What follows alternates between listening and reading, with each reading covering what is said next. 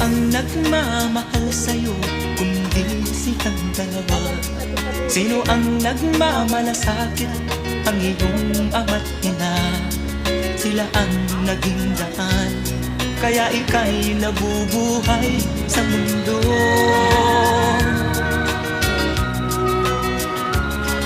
Ano man ang mangyari, hindi sila magbabago. Ang mga magulang mo'y laging nagmamahal sa'yo.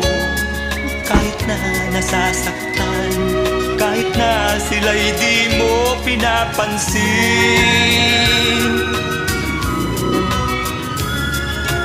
Kung nalalaman mo lang mga hirap